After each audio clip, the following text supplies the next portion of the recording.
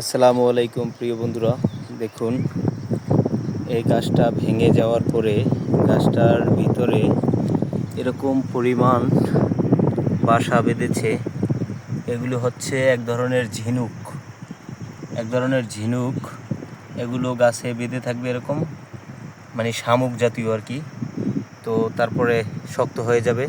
এগুলি এখন নরম আছে, খুবই নরম।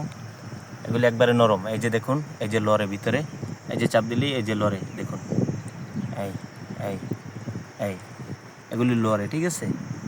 এগুলিও শক্ত হয়ে যাবে, ঝিনুকে পরিণত হয়ে যাবে এরকম আর কি।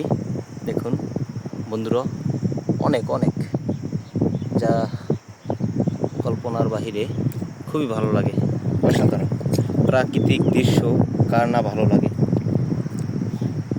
আপনাদের যদি ভালো লাগে থাকে অবশ্যই কমেন্ট করবেন, প্লাস শেয়ার করে দিবেন। অসাধারণ।